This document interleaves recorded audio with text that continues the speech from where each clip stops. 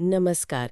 आज हम Ross toxicodendron, जिसे हम रॉस-टी भी कह देते हैं, उस पर मिले कुछ नोट्स और लेख देख रहे हैं। जी। तो चलिए इनमें जरा गहराई से उतरते हैं और समझने की कोशिश करते हैं कि इस रेमेडी की असल तस्वीर क्या है, खासकर वो कौन से लक्षण हैं जिन पर ध्यान देना चाहिए। हाँ बिल्कुल।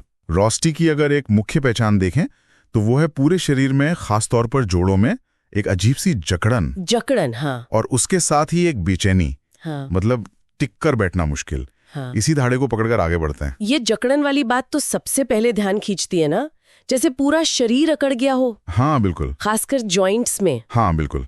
यहाँ तक कि जबड़े में भी अकड़न और कटकटाने जैसी आवाज का जिक्र है, नसें जैसे खिंच सी गई हों। सही। और इसीलिए लगातार हिलने डुलने या अंगड़ाई लेने की इच्छा होती है। हाँ। थोड़ी राहत पाने के लिए। अच्छा, और गर्दन का हिस्सा वो भी सेंसिटिव बताया गया है। हाँ, गर्दन का हिस्सा काफी नाजुक महसूस होता है और गर्दन को खींचने से, स्ट्रेच करने से आराम मिलता है।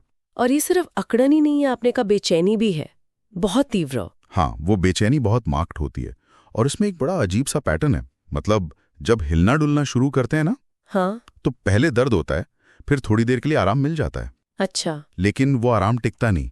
थोड़ी देर बाद फिर वही अकड़न लौट आती है और फिर से पोजीशन बदलनी पड़ती है। ओह, ये तो बड़ा मुश्किल पैटर्न है। मतलब शुरू करो तो दर्द, फिर ठीक, फिर वापस वही। जी।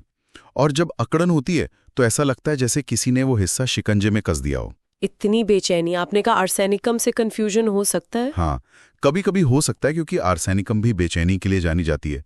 पर रॉस-टी की बेचैनी इस अकड़न और लगातार पोजीशन बदलने की जरूरत से जुड़ी है।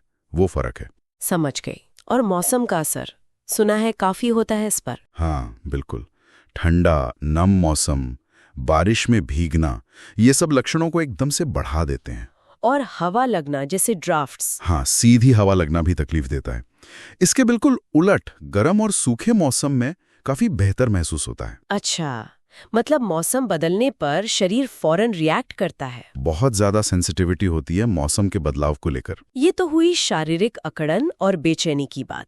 लेकिन एक दिलचस्प चीज जो मुझे नोट्स में लगी वो ये कि इसी तरह की अकड़न मानसिक और भावनात्मक स्तर पर भी बताई गई है। हाँ, सही पकड़ा आपने। एक तरह की, आप कह सकती हैं, भावनात्मक ठंडक सी दिखती है। ठंडक मतलब जैसे स्वाभाविक गर्मजोशी की कमी, प्यार जताने में एक हिचक या ठंडक। चाहते तो हैं कि दूसरे स्नेह दिखाएं, हाँ, पर खुद जताने में मुश्किल होती है। एक अंदरूनी चोट लगने का डर भी रहता है इसमें। और मानसिक स्तर पर ये सख्ती कैसे दिखती है? विचारों में एक तरह की दृढ़ता या कहें कि लचीलेपन की कमी आ जाती है। व्यक्ति खुद को बंधा हुआ सा महसूस करता है, रिलैक्स नहीं कर पाता। तो चिंता भी बढ़ती होगी। हाँ, चिंता बढ़ सकती है।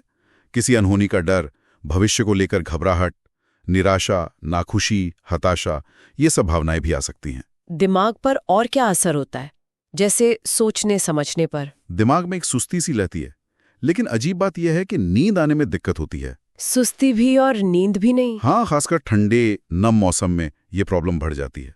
प्यास भी काफी लगती है, पर शायद थोड़ा थोड़ा पानी पीते हैं। और वो अंधविश्वासी होने वाली बात? हाँ, वो तब हो सकता है जब विचार बहुत पक्के हो जाएं, उनमें कोई लचीलापन न रहे।